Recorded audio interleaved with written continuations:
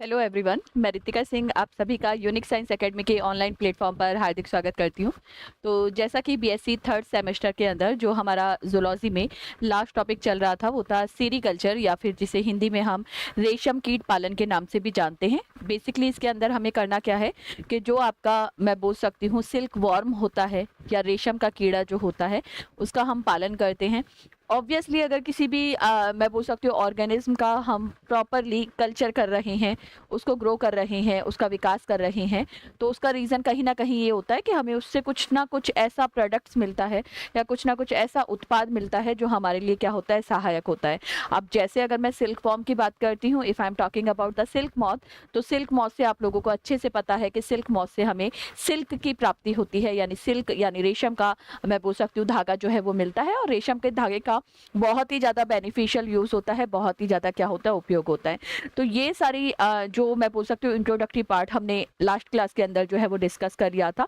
And उसके बाद में जो हमारा लास्ट टॉपिक चल रहा था वो ये चल रहा था कि बेसिकली सिल्क मॉथ जो होते हैं उनकी कौन कौन सी, मैं बोल सकती हूँ, वैरायटी या कौन कौन से टाइप्स जो हैं वो इंडिया के अंदर पाए जाते हैं, वो हम डिस्कस कर रहे थे। जिसमें पहला हमने पढ़ा था जिसको बॉम्बेक्स मौरी के नाम से जानते हैं, बॉम्बेक्स मौरी कहा जाता है, भारतीय रेशम कीट कहा जाता है। एक्चुअल उसका जो ओरिजिन कंट्री है, वास्तविक जो उसका उत्पत्ति देश है, वो कौन सा हो जाता है, चाइना हो जाता है। इसी वजह से उसको चीनी रेशम कीट या चाइनीज, मैं बोल सकती हूँ, सिल्क मॉथ के नाम से भी जाना जाता है। सेकंड जो हमने पढ़ा था वो था आपका टसर सिल्क। टसर सिल्क जो होता है वो बेसिकली मैं बोल सकती हूँ, वैसे तो बहुत सारी जगह हमें ये देखना है कि जितने भी सिल्क की वेराइटीज मैं आपको बता रही हूँ, जितने भी सिल्क मॉथ के टाइप में आपको बता रही हूँ, they are presently domesticated in India, मतलब वर्तमान समय में उनको भारत में ग्रो किया जा रहा है, विकास किया जा रहा है। और तीसरा जो हमने पढ़ा था वो था आपका मूगा रेशम कीट, वो था आपका मूगा रेशम कीट, जिसे इंग्लिश में भी मूगा सिल्क मॉथ के नाम से जाना जाता है। और ये मूगा जो सिल्क मॉथ होता है, ये मूगा जो सिल्क मॉथ होता है, ये प्रॉपरली मैं बोल सकती हूँ एक सेमी डोमेस्टिकेटेड या जिसे हम अर्ध पालतू के नाम से जानते हैं, सेमी डोमेस्टिकेटेड, या कहीं ना कहीं क्या होती है, वाइल्ड स्पीसीज जो है होती है। ठीक है, वाइल्ड स्पीसीज होती है। तो ये सारी चीजें हमने ऑलरेडी हमारी लास्ट क्लास के अंदर जो है वो डिस्कस कर लिया था। उसी में हम टाइप ऑफ सिल्क जो है वो पढ़ रहे थे। और अब नया टाइप लिखेंगे, चौथा चौथा प्रकार लिखेंगे, eri silk moth. Eri silk moth fourth type जो है वो है इरी सिल्क मॉथ। इंग्लिश और हिंदी में सेम ही रहेगा, इरी रेशम कीट, इरी रेशम कीट। सबसे पहले ये देखेंगे कि ये कहाँ कहाँ पर पाया जाता है ना। तो लिखेंगे यह है दक्षिण पूर्व एशिया में, यह दक्षिण पूर्व एशिया में पाया जाता है। यह दक्षिण पूर्व, साउथ ईस्ट एशिया बोलेंगे इंग्लिश में, तो दक्षिण पूर्व एशिया में पाया जाता है। इंग्लिश वाले स्टूडेंट लिखेंगे it is found in south east Asia, south east Asia, south east Asia. ठीक है, चलिए नेक्स्ट पॉइंट लिखेंगे, यह है पत्तियों को खाकर, यह है पत्तियों को खाकर, यह है पत्तियों को खाकर अपना परिवर्धन करता है। यह है पत्तियों को खाकर अपना परिवर्धन करता है। परिवर्धन करता है मतलब पत्तियों को खाता रहता है और अपना डेवलपमेंट जो है वो करता है। तो यह पत्तियों को खाकर अपना परिवर्धन करता है। It feed on leaves, it feed on leaves, it feed on leaf and show development, and show development, show development. चलिए चौथा होता है पूरा। पांचवा लिखेंगे जाइंट सिल्क मॉथ। जाइंट का मतलब राक्षस होता है, लेकिन हिंदी में राक्षस नहीं लिखना, बेसिकली ये बड़ा होता है साइज में, इसीलिए इसको जाइंट सिल्क मॉथ कहते हैं। तो हिंदी वाले बच्चे और इंग्लिश वाले बच्चे दोनों लिखेंगे giant silk moth, giant silk moth. Giant का मतलब दानव होता है, लेकिन राक्षस नहीं लिखना, हमें जाइंट ही लिखना है। तो जाइंट सिल्क मॉथ, जाइंट रेशम कीट। जाइंट रेशम कीट। पहले सबसे पहले एरिया देखेंगे कहाँ मिलेगा, तो ये भारत तथा मलेशिया में, यह भारत तथा मलेशिया में मिलता है, ये भारत तथा मलेशिया में मिलता है। इंग्लिश वाले बच्चे लिखेंगे it is found in Malaysia and it is found in Malaysia and India, Malaysia and India. ठीक है, चलिए लिखेंगे ये रेशम कीट, ये रेशम कीट अरंडी की पत्तियों को खाती है। अरंडी इंग्लिश में कैस्टर, अरंडी की पत्तियों को खाती है,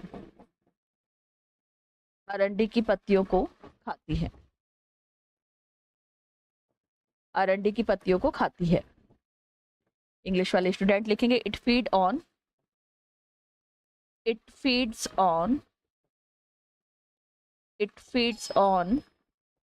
castor leaves, it feeds on castor leaves. ठीक है, अरंडी की पत्तियों को खाती है। चलिए आगे पढ़ते हैं, एक बार रुकेंगे।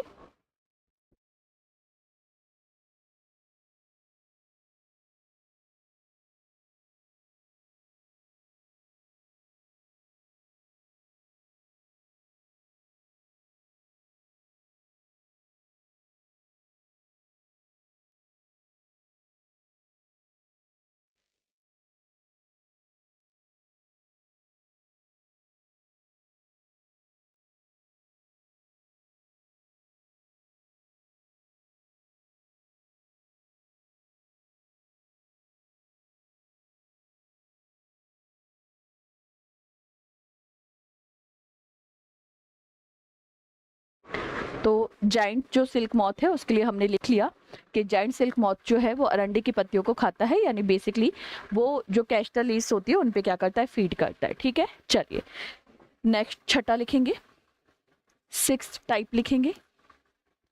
सिक्स्थ टाइप इज ऑक सिल्क मॉथ, ऑक सिल्क मॉथ, हिंदी और इंग्लिश में सेम ही रहेगा, ऑक सिल्क मॉथ या ओक रेशम कीट। सिक्स टाइप है, छठा प्रकार है जिसे कहा जाता है ओक सिल्क मॉथ। ठीक है, ओक सिल्क मॉथ है, इसका मतलब कहीं ना कहीं वो ओक की क्या करेगा, पत्तियों को खाता है। तो लिखेंगे यह है चीनी रेशम कीट होता है, यह है चीनी रेशम कीट होता है, यह है चीनी रेशम कीट होता है। It is a Chinese silk moth, it is a Chinese silk moth, it is a Chinese silk moth, it is a Chinese silk moth. और ये किस पे फीड करेगा, ये ओक की पत्तियों को खाता है। पादप होता है ओक, तो ओक की पत्तियों को खाता है, ओक की पत्तियों को खाता है, ओक की पत्तियों को खाता है। इंग्लिश वाले स्टूडेंट लिखेंगे it feeds on oak leaf, it feeds on oak leaves. और यहीं पर हमारे टाइप ऑफ सिल्क मॉथ यानी रेशम कीट के जो प्रकार हैं वो हो जाते हैं पूरे। अब हमें ये देखना है कि सीरीकल्चर की प्रोसेस क्या है, यानी अगर आप रेशम कीट पालन कर रहे हैं तो रेशम कीट पालन में बेसिकली हम बोल रहे हैं कि प्रोसेस में सीरीकल्चर में करेंगे क्या, जो सिल्क मॉथ है उसको ग्रोन करेंगे, सिल्क मॉथ का परिवर्धन करेंगे, उसको ग्रो करेंगे, उसका पालन करेंगे और फिर उससे एट लास्ट जो है वो क्या करेंगे, रेशम कीट जो है, रेशम जो है वो प्राप्त करेंगे। तो ये पूरा प्रोसीजर जो है वो ही आपका सीरीकल्चर कहलाता है, जिसे हम रेशम कीट पालन के नाम से जानते हैं। तो लिखेंगे, हेडिंग डालेंगे सीरीकल्चर प्रक्रिया, हेडिंग डालेंगे सेरीकल्चर प्रक्रिया, सेरीकल्चर प्रक्रिया, सेरीकल्चर प्रक्रिया। इंग्लिश में लिखेंगे सेरिकल्चर प्रोसेस, सेरिकल्चर प्रोसेस। इसमें हम ग्रोथ भी देखेंगे कि जो रेशम कीट है उसको कैसे ग्रो किया जाता है, और एट लास्ट हमें उनसे, जो रेशम कीट है उनको ग्रो करके लास्ट में उनसे हमें क्या बनाना है, रेशम जो है वो बनाना है ना, रेशम बनाना है। चलिए, तो इसमें पहले एक बार, वैसे मैं ऑलरेडी डेफिनेशन बता चुकी, फिर भी लिख लेंगे। रेशम के, रेशम के उत्पादन के लिए, रेशम के उत्पादन के लिए, रेशम के उत्पादन के लिए, रेशम के उत्पादन के लिए रेशम कीटों को, रेशम कीटों को पालना, रेशम कीटों को पालना ही सेरीकल्चर कहलाता है, सेरीकल्चर कहलाता है, सेरीकल्चर कहलाता है। सेरीकल्चर है क्या कि आपको सिल्क ऑब्टेन करना है, और सिल्क ऑब्टेन करने के लिए आप सिल्क मॉथ जो है उनका कल्चर कर रहे हो, उनकी कीपिंग कर रहे हो, तो ये ही आपका सेरीकल्चर कहलाता है। तो इंग्लिश वाले स्टूडेंट लिखेंगे sericulture is the rearing, sericulture is the rearing, rearing मतलब पालन करना। Sericulture is the rearing of, sericulture is the rearing of silk moth, silk moth for the for the for the production of, for the production of, for the production of,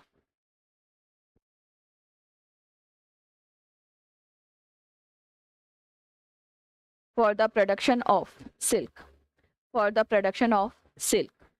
चलो, अब silk हमें लेना है तो सबसे पहले हम silk worm को ग्रो करेंगे, तो उससे पहले हमें शहतूत की क्या करनी पड़ेगी, खेती करनी पड़ेगी। तो लिखेंगे cultivation of, cultivation of mulberry, cultivation of mulberry. लिखेंगे हिंदी में शहतूत की, शहतूत की कृषि, शहतूत की कृषि, शहतूत की कृषि।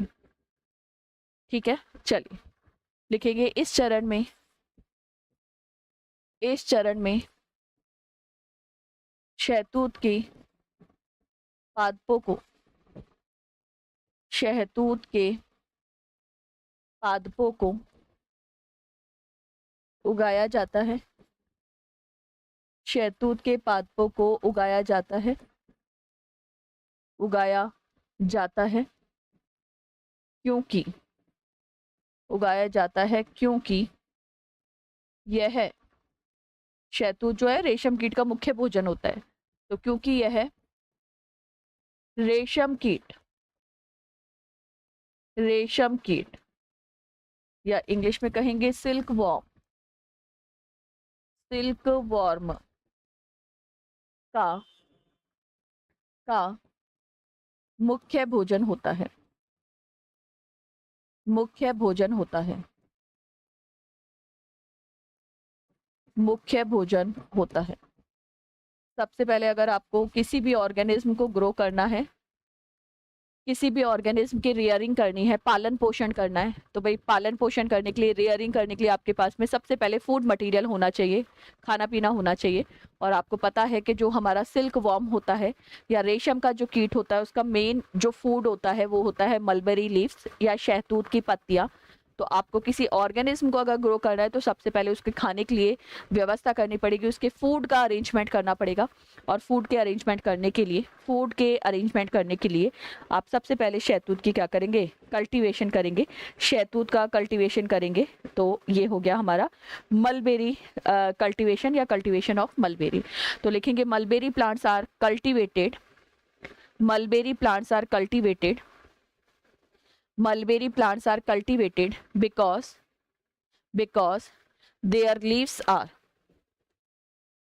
because their leaves are because their leaves are the main food of because their leaves are the main food of silk moth. The main food of silk moth. Main food of silk moth. चलिए second लिखेंगे, second step लिखेंगे भाई, हमने mulberry के जो plant है वो तैयार कर लिए, तो अब एग प्रोडक्शन होगा। Egg production, egg production Hindi में कहा जाएगा अंडों का उत्पादन। अंडों का उत्पादन, अंडों का उत्पादन। जो फीमेल सिल्क मॉथ होती है, जो फीमेल मॉथ होती है, सिल्क मॉथ होती है, वो एक बार में मैं बोल सकती हूँ 300 से 400 अंडे देती है। हो सकता है कागज के ऊपर दे दे या फिर क्लोथ के ऊपर दे दे, है ना। तो लिखेंगे मादा रेशम कीट, मादा रेशम कीट, मादा रेशम कीट कपड़े या कागज के ऊपर, कपड़े या कागज के ऊपर 300 से 400, 300 से 400 अंडे देती है, 300 से 400 अंडे देती है, 300 से 400 अंडे देती है। इंग्लिश वाले स्टूडेंट लिखेंगे female silk moth, female silk moth obviously healthy होगी, है ना। तो फीमेल सिल्क मॉथ ले 300 to 400 eggs on 300 to 400 300 to 400 eggs on cloth or paper, on cloth or paper, on cloth or paper। चलिए अब proper eggs दे दिए, तो eggs का इंक्यूबेशन क्या किया जाएगा। इंक्यूबेशन मतलब अंडों को ऊष्मा में रखा जाएगा, ऊष्मायन किया जाएगा। अंडों को प्रॉपरली इतनी, मैं बोल सकती हूँ टेम्परेचर में रखा जाता है, इतनी ऊष्मा में रखा जाता है कि वो आराम से ग्रोथ जो है वो दिखाएं और लास्ट में जाकर वो क्या हो जाए, हैचिंग करे यानी फट जाए। तो इसी प्रोसेस को इंक्यूबेशन ऑफ, मैं बोल सकती हूँ एग्स कहा जाता है, या फिर जिसे हम सिंपल बोल सकते हैं इंक्यूबेशन, है ना। तो लिखेंगे incubation of egg, incubation of egg, incubation of eggs. English वाले स्टूडेंट लिखेंगे इंक्यूबेशन ऑफ एग, हिंदी वाले बच्चे लिखेंगे अंडों का ऊष्मायन, अंडों का ऊष्मायन, अंडों का ऊष्मायन। लिखेंगे इस चरण में, इस चरण में अंडों को, अंडों को उपयुक्त तापमान, उपयुक्त तापमान, उपयुक्त तापमान व ऊष्मा में रखा जाता है। ऊष्मा में तब तक रखा जाता है, ये लिखेंगे ऊष्मा में तब तक रखा जाता है, तब तक रखा जाता है जब तक कि वह, तब तक रखा जाता है जब तक कि वह फट नहीं जाते, जब तक कि वह फट नहीं जाते, फट नहीं जाते, फट नहीं जाते मतलब हैचिंग नहीं हो जाती, फट नहीं जाते। तो इंग्लिश वाले स्टूडेंट लिखेंगे in this phase, in this phase, in this phase eggs are kept under, in this phase eggs are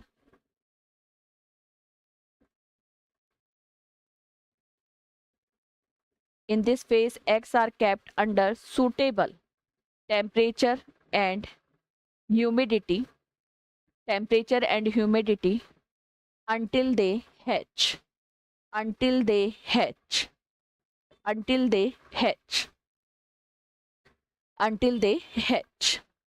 मतलब जब तक वो फट नहीं जाते हैचिंग नहीं हो जाती, अंडे फटकर लार्वा नहीं बन जाते, मतलब एग्स जो है हैच करके जब तक लार्वा का फॉर्मेशन नहीं कर देते तब तक उनको इंक्यूबेट किया जाता है, यानी इंक्यूबेशन में रखा जाता है।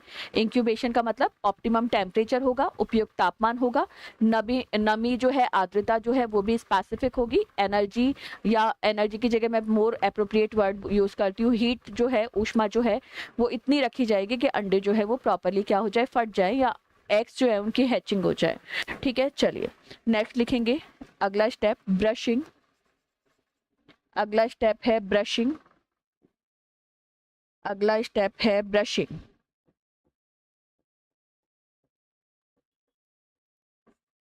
ब्रशिंग, अब ब्रशिंग में क्या करेंगे वो देखते हैं।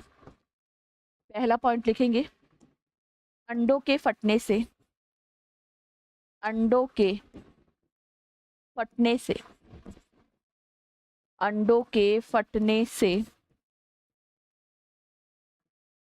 नव निर्मित लार्वा निकलते हैं, नव निर्मित लार्वा बाहर निकलते हैं,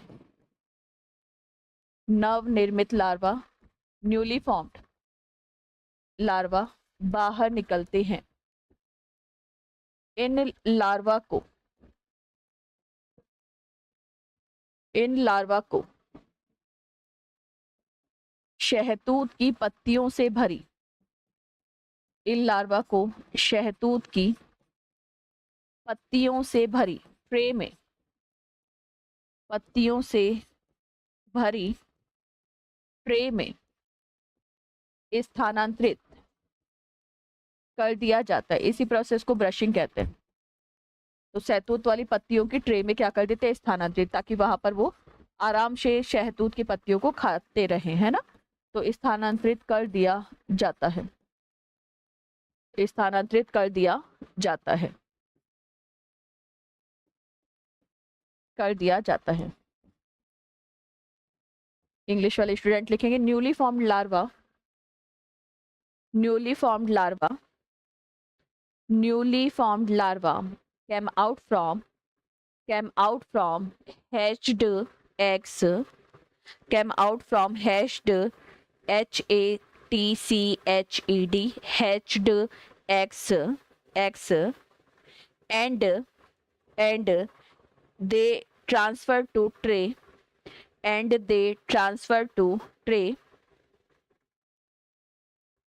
and they transfer to tray containing, containing fresh mulberry, and they transfer to tray containing fresh mulberry leaves. Fresh mulberry leave वाली मतलब ट्रे के अंदर हमने पत्तियां बिछा दी, मलबेरी लीव्स या शहतूत की पत्तियां, और उसमें जब अंडा फटने के बाद जो लार्वा निकला है उसको क्या कर देंगे, ट्रांसफर कर देंगे, यानी स्थानांतरित कर देंगे। फिर नेक्स्ट लिखेंगे step rearing of larva, rearing of larva, rearing of larva. अब लार्वा का पालन पोषण करना है, तो रियरिंग ऑफ लार्वा मतलब लार्वा का पालन, लार्वा का पालन।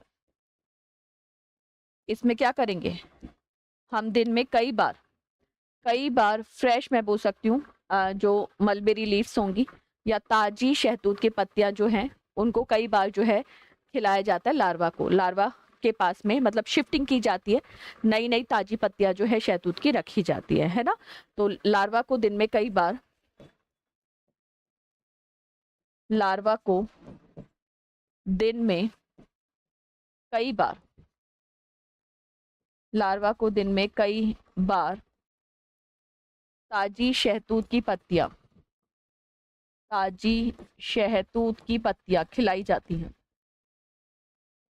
ताजी शहतूत की पत्तियां खिलाई जाती हैं, खिलाई जाती हैं,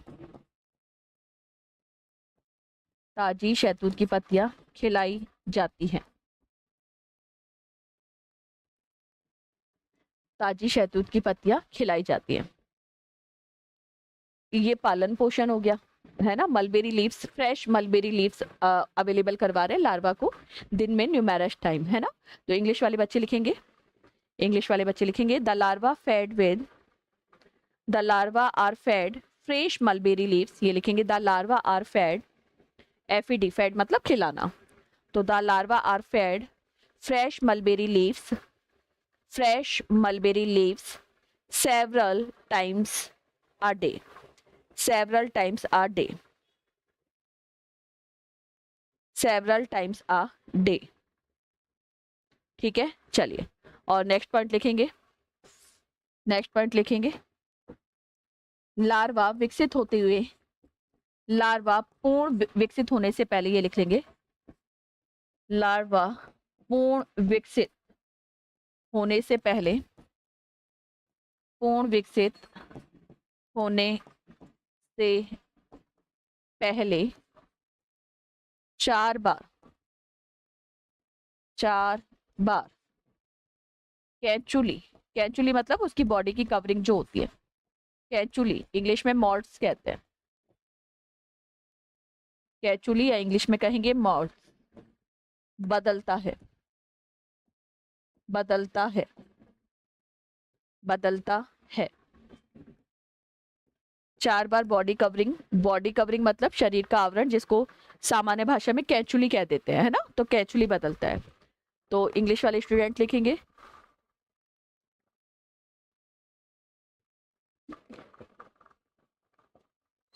they undergo, they undergo 4 molts, they undergo 4 molts, they undergo 4 molts before becoming, before becoming fully, before becoming fully grown, fully grown, fully grown। ठीक है, चलो नेक्स्ट लिखेंगे, नेक्स्ट स्पेस, नेक्स्ट पॉइंट है spinning of, spinning of cocoons, spinning of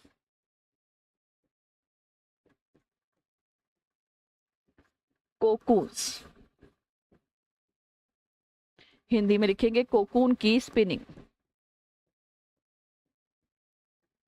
cocoon की spinning.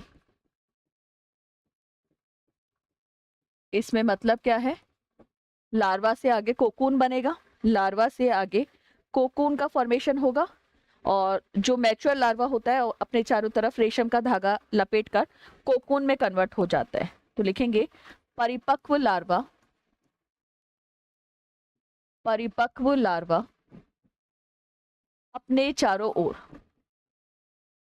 परिपक्व larva अपने चारों ओर रेशम का धागा, चारों ओर रेशम का धागा लपेट कर, मतलब बना रहा है वो, है ना, रेशम का धागा निर्मित कर, ये लिख लेंगे निर्मित कर, लपेट कर, लपेट कर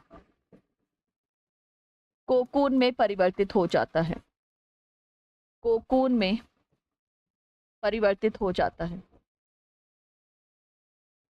कोकून में परिवर्तित हो जाता है,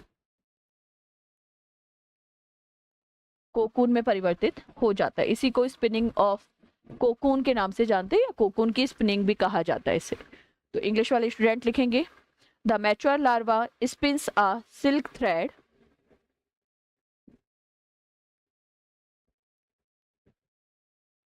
the mature larva spins a silk thread, a silk thread around its body, around its body to form a, to form a, to form a cocoon, to form a cocoon, to form a cocoon, to form a cocoon। चलिए next लिखेंगे 8वां point या next point, directly लिखेंगे harvesting of cocoon, harvesting of cocoon, harvesting of cocoons, Hindi में लिखेंगे cocoon की cocoon की चयन प्रक्रिया, कोकून की चयन प्रक्रिया, है ना। इसमें क्या करेंगे, जो अच्छी क्वालिटी वाले कोकून्स होंगे, जो गुड क्वालिटी कोकून्स होंगे, उनको सिल्क प्रोडक्शन के लिए क्या कर लेंगे, सिलेक्ट कर लेंगे या कलेक्ट कर लेंगे, है ना। जो अच्छी गुणवत्ता वाले कोकून होंगे उनको रेशम उत्पादन के लिए क्या कर लेंगे, संग्रहित कर लेंगे। तो लिखेंगे इस चरण में, इस चरण में, इस चरण में अच्छी गुणवत्ता वाले, इस चरण में अच्छी गुणवत्ता वाले कोकून का, अच्छी गुणवत्ता वाले कोकून का संग्रहण, अच्छी गुणवत्ता वाले कोकून का संग्रहण किया जाता है, संग्रहण किया जाता है, संग्रहण किया जाता है। जो अच्छे कोकून्स होंगे, जिनके पास में अच्छा थ्रेड होगा, मैं बोल सकती हूँ रेशम कीट का, रेशम कीट, वो अच्छे रेशम कीट कोकून जिनके पास में अच्छा रेशम का धागा वाला कोकून होगा, उनको हम कलेक्ट कर लेंगे या मैं बोल सकती हूँ उनका संग्रहण कर लेंगे। तो लिखेंगे अच्छी गुणवत्ता, इस चरण में अच्छी गुणवत्ता वाले, अच्छी गुणवत्ता वाले कोकून, कोकून का संग्रहण किया जाता है, ऑब्वियसली रेशम उत्पादन के लिए। तो लिखेंगे good quality cocoons are collected, good quality cocoons are selected, good quality cocoons are selected, selected for the, for the, for the silk production, silk production। चलिए नेक्स्ट स्टेप हो जाएगा stifling. Next step is stifling. Hindi में और English में same रहेगा, हिंदी में और English में दोनों में बोलेंगे स्टिफलिंग। पहले वाले स्टेप में हमने जो गुड क्वालिटी कोकून्स है, जो अच्छी क्वालिटी वाले कोकून्स है, ठीक है, उसको क्या कर देंगे, मैं बोलूँगी सिलेक्ट कर लेंगे। अब हमें करना क्या है कि रेशम के धागे को सुरक्षित रखना है, रेशम के धागे को सुरक्षित रखना है। तो कोकून के अंदर जो प्यूपा होता है उसको गर्म हवा से या भाप से क्या कर दिया जाता है, नष्ट कर दिया जाता है ना। उसके जो कोकून के अंदर प्यूपा होता है, जो उसकी लार्वा अवस्था होती है, उसको हम नष्ट कर देंगे और उसके बाहर का जो रेशम कीट है उसको सुरक्षित जो है वो कलेक्ट कर लेंगे, यानी सिक्योर सेफ्टी के साथ में, विद सेफ्टी उसको क्या करेंगे, हम प्रिजर्व कर लेंगे या संग्रहित जो है वो कर लेंगे। तो रेशम धागे को सुरक्षित रखने के लिए, रेशम, रेशम धागे को, रेशम धागे को सुरक्षित रखने के लिए, रेशम धागे को सुरक्षित रखने के लिए, सुरक्षित रखने के लिए कोकून के अंदर प्यूपा को, कोकून के अंदर उपस्थित, कोकून के अंदर उपस्थित प्यूपा को, उपस्थित प्यूपा को गरम भाप, गरम हवा या भाप, गरम हवा या भाप से नष्ट कर दिया जाता है, नष्ट कर दिया जाता है, नष्ट कर दिया जाता है। रेशम कीट जो है अब उसको मार दिया जाता है क्योंकि उसका अब कोई काम नहीं है। उससे हमें सिल्क बनवाना था जो हम बनवा चुके हैं, तो अब उसको क्या कर देंगे, डिस्ट्रॉय कर देंगे, नष्ट कर देंगे, डीजनरेट कर देंगे। तो इंग्लिश वाले स्टूडेंट लिखेंगे the pupa inside the cocoon is, the pupa, the pupa inside the cocoon is, inside the cocoon is destroyed, destroyed oblique करके killed by, destroyed ऑब्लिक करके killed by, destroyed ऑब्लिक करके killed by hot air और steam, hot air or steam to protect the silk thread, silk thread, silk thread। चलिए next step लिखेंगे railing. Next step है railing. अगला step है railing. Railing में क्या करेंगे, ये जो कोकून के ऊपर धागा है उसको कलेक्ट करेंगे और उससे बड़ा रेशम का धागा जो है वो बनाएंगे, है ना। तो लिखेंगे कोकून से, कोकून से, कोकून से रेशम को, रेशम को बेसिकली करना क्या है, कोकून के चारों तरफ जो रेशम लपटा हुआ था, अंदर से हमने प्यूपा को तो डिस्ट्रॉय कर ही दिया है, तो जो कोकून से रेशम का जो धागा है उसको खोलेंगे और लंबे धागे के रूप में एकत्र कर लेंगे। तो रेशम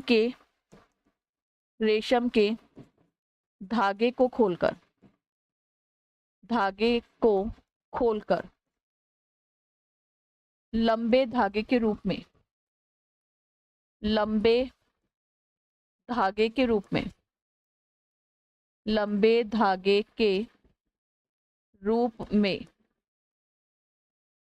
एकत्र कर लिया जाता है, लंबे धागे के रूप में एकत्रित कर लिया जाता है, एकत्रित कर लिया जाता है मतलब रील्स बना दी जाती हैं, धागे की जो रील्स होती हैं वैसी बना दी जाती है, तो कर लिया जाता है। ठीक है, इंग्लिश वाले स्टूडेंट लिखेंगे silk filaments are unwound, silk filaments are unwound from the cocoons, silk filaments are unwound from the cocoons, and collected into long threads, and collected into long threads, collected into long threads। Next step लिखेंगे twisting, twisting and throwing, twisting and throwing. Twisting मतलब धागे को हम मोड़ेंगे, है ना, basically धागे को क्या करना है, हमें मोड़ना है, तो लिखेंगे धागे को या धागा मोड़ना, धागा मोड़ना। ट्विस्टिंग करेंगे थ्रेड की, धागा जो हमने रेशम कीट से लिया है उसको ट्विस्ट करेंगे, मोड़ेंगे। ठीक है, लिखेंगे इसमें कई रेशम तंतुओं को, कई रेशम तंतुओं को साथ में मोड़कर जोड़कर, तंतुओं को साथ में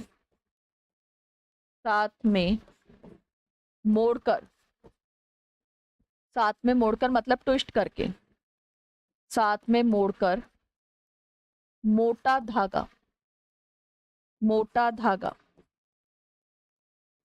या मोटा रेशम धागा बनाया जाता है, मोटा रेशम धागा बनाया जाता है, मोटा रेशम धागा बनाया जाता है। इंग्लिश वाले बच्चे लिखेंगे several silk filaments are twisted together, several silk filaments are twisted together, several silk filaments are twisted together to make a strong silk thread oblique करके यार्न, YARN। बहुत सारे छोटे छोटे पतले पतले सिल्क के धागे होंगे जिनको ट्विस्ट करेंगे। ट्विस्ट हम सिंपल जैसे रुई की हम बत्ती बनाते, बाती बनाते हैं, दिए की जो बाती बनाते, तो उसमें बहुत सारे धागों को हमने ट्विस्ट किया यानी मोड़ा, और मोड़कर एक मजबूत धागा जो है वो क्या करते हैं, बना लेते हैं। ठीक है, चलिए उसके बाद में नेक्स्ट लिखेंगे वीविंग। नेक्स्ट स्टेप लिखेंगे weaving. Next step is weaving, English में कहा जाता है बुनाई। वीविंग इंग्लिश में कहते हैं वीविंग, हिंदी में कहा जाता है बुनाई।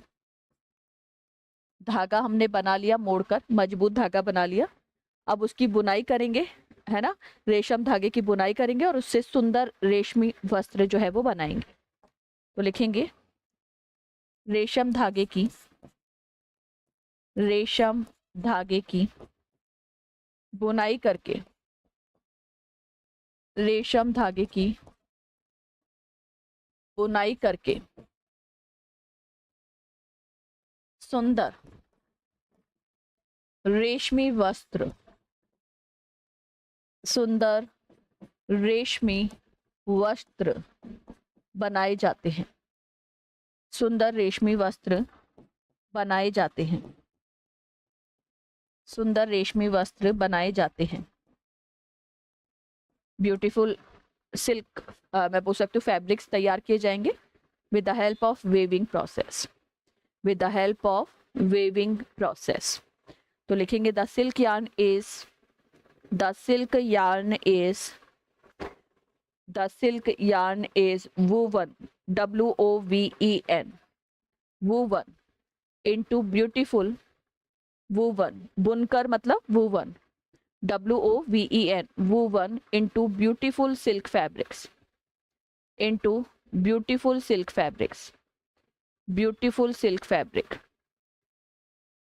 beautiful silk fabric, beautiful silk fabric।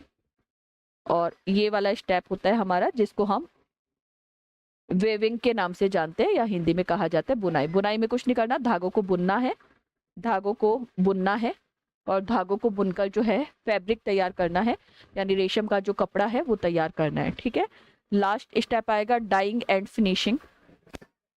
भाई जो हमें रेशम मिलेगा वो एक स्पेसिफिक पर्टिकुलर कलर का होगा, अब उसको अलग अलग कलर में डाई कर सकते हैं और फिर उसकी लास्ट में क्या करेंगे, फिनिशिंग करेंगे, है ना, लास्ट में उसकी फिनिशिंग जो है वो की जाएगी। तो लिखेंगे dyeing and, dyeing and finishing, dyeing and finishing, dyeing and finishing Hindi में कहा जाएगा रंगाई व, रंगाई व, रंगाई व परिष्करण, रंगाई व परिष्करण। आप रेशम कीट को आवश्यकता के अनुसार बाजार में भेजने से पहले आवश्यकता के अनुसार अलग अलग रंग में रंगेंगे, फिर फिनिशिंग करवाएंगे, उसको चमकवाएंगे, है ना, और फिर उसको मार्केट में क्या करेंगे, प्रोसेस करेंगे। तो लिखेंगे बाजार में भेजने से पहले, बाजार में भेजने से पहले, बाजार में भेजने से पहले रेशम कपड़े की, रेशम कपड़े की, रेशम कपड़े की आवश्यकता अनुसार, रेशम कपड़े की आवश्यकता अनुसार, आवश्यकता अनुसार रंगाई, चमकाई, रंगाई चमकाई व फिनिशिंग, फिनिशिंग की जाती है, रंगाई चमकाई व फिनिशिंग की जाती है अकॉर्डिंग टू नीड, है ना, जैसा कलर हमें करना है वैसा कर देंगे। तो लिखेंगे इंग्लिश वाले student, the silk fabric is died, the silk fabric is died, DYED, died, the silk fabric is died, polished, polished and finished, and finished, finished मतलब फिनिशिंग करेंगे, है ना, तो finished before, finished before marketing, finished before marketing, finished before marketing. और यहीं पर हमारी जो सेरिकल्चर की प्रोसेस है कि भाई कैसे हम सिल्क तैयार कर रहे हैं, सिल्क का प्रोडक्शन कैसे कर रहे हैं, सिल्क को जो रेशम मॉथ है, हमारा रेशम कीट है, उसको कैसे ग्रो कर रहे हैं, वो टॉपिक होता है पूरा। नेक्स्ट पॉइंट लिखेंगे, नेक्स्ट पॉइंट लिखेंगे economic importance of silk. Next point लिखेंगे economic importance of, economic importance of silk, importance of silk. भाई क्या इसका उपयोग है ना? तो लिखेंगे रेशम के, रेशम के आर्थिक महत्व, रेशम के आर्थिक महत्व, आर्थिक महत्व, इकोनॉमिक इंपॉर्टेंस ऑफ सिल्क यानी क्या महत्व है। वैसे तो हमें पता है रेशम का मेनली जो यूज किया जाता है, यानी सिल्क का जो मेन यूज किया जाता है वो हमारी फैब्रिक इंडस्ट्री में किया जाता है।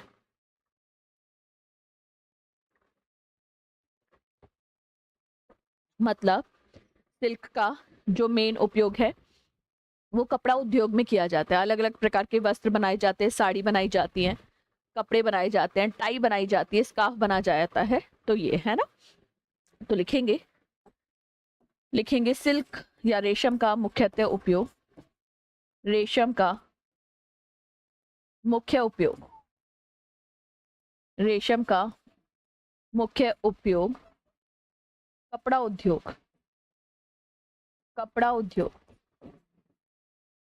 कपड़ा उद्योग या इंग्लिश में फैब्रिक इंडस्ट्री में किया जाता है, फैब्रिक इंडस्ट्री में किया जाता है, फैब्रिक इंडस्ट्री में किया जाता है, फैब्रिक इंडस्ट्री में किया जाता है, फैब्रिक इंडस्ट्री में किया जाता है। ठीक है, फैब्रिक इंडस्ट्री में, जैसे एग्जाम्पल लिख लेंगे साड़ी बनाने में, sari tie, sari tie, scarf बनाने में, साड़ी टाई स्कार्फ बनाने में, ETC भी लिखेंगे आदि, और भी बहुत सारी चीजें बनाई जाएगी, है ना। तो लिखेंगे silk is mainly, silk is mainly used in fabric industry, fabric industry, silk is mainly used in fabric industry for the formation of, for the formation of, for the formation of, for the formation of sari, SAREE, sari, dresses, sari dresses, ties, TIES, ties, and scarf, and scarf। ठीक है, चलिए next point लिखेंगे इसका उपयोग, इसका उपयोग मछली पकड़ने के जाल बनाने में, इसका उपयोग मछली पकड़ने के, मछली पकड़ने के जाल बनाने में, जाल बनाने में, जाल बनाने में भी किया जाता है। इसका उपयोग मछली पकड़ने के जाल बनाने में भी किया जाता है। It is also used in formation of या production of, it is also used in formation या production of, production of fishing nets, fishing nets, fishing nets। ठीक है, और एक और पॉइंट लिखेंगे कुछ परिस्थितियों में, कुछ परिस्थितियों में, कुछ परिस्थितियों में, कुछ परिस्थितियों में इसका उपयोग, कुछ परिस्थितियों में इसका उपयोग शल्य चिकित्सा में यानी सर्जिकल मेथड में कुछ परिस्थितियों में इसका उपयोग शल्य चिकित्सा में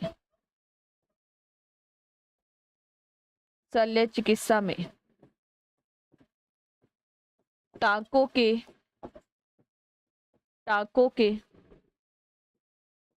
के निर्माण में भी किया जाता है। टांकों के निर्माण में भी किया जाता है। टांकों को इंग्लिश में सर्चर्स कहते हैं। सर्चर्स के फॉर्मेशन में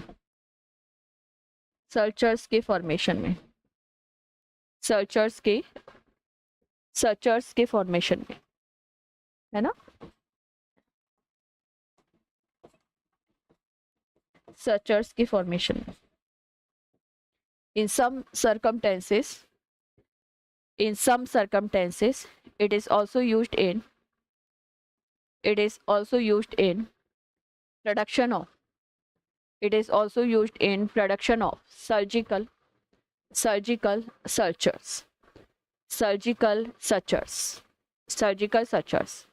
और यहीं पर हमारा सेरिकल्चर की प्रोसेस यानी रेशम कीट जो पालन है उसकी प्रोसेस, प्रक्रिया, और रेशम के जो आर्थिक महत्व होते हैं, मतलब कहाँ कहाँ पर, बहुत छोटे सा टॉपिक है आर्थिक महत्व का, इकोनॉमिक इम्पोर्टेंस का बहुत शॉर्ट सा टॉपिक है, क्योंकि बेसिकली रेशम का जो यूज़ किया जाता है वो हमारा टेक्सटाइल इंडस्ट्री में किया जाता है, या फैब्रिक इंडस्ट्री भी बोल सकते हैं, तो उसमें किया जाता है, फैब्रिक्स बनाने में किया जाता है।